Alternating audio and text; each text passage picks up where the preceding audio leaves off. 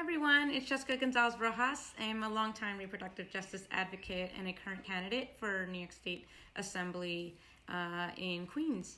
And my Sustaining Communities action is to call upon the governor of New York to dramatically reduce the population of people who are held in New York's jails, prisons, and detention centers, particularly while we're dealing with this public health crisis in the state and across the country.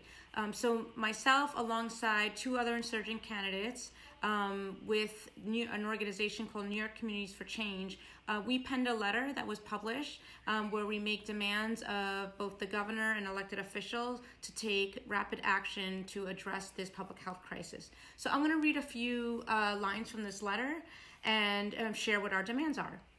So we say, for the past several weeks, a broad range of actors, from public defenders to public health experts, have warned that New York State's jails and prisons are at risk of catastrophic outbreaks of COVID-19 among both detainees and correction workers. Under typical conditions, corrections facilities are already breeding grounds for infectious disease. New York facilities in particular are notorious for the uninhabitable conditions and disregards for the life and well-being of those detained within them. Without rapid and dramatic reductions in the incarcerated population, these facilities will soon be overwhelmed by COVID-19, as have jails and prisons in other parts of the world, leading to a humanitarian disaster for those incarcerated and a frightening new public health risk for our state.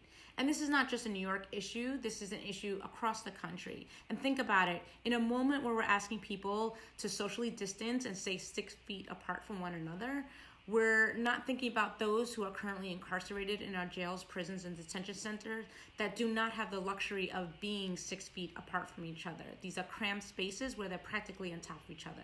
So we need to address this human rights crisis that is happening, and we need to demand that our elected officials take action in this moment. So thank you so much for listening, and please share the open letter widely amongst your network, and let's keep sustaining communities. Thank you.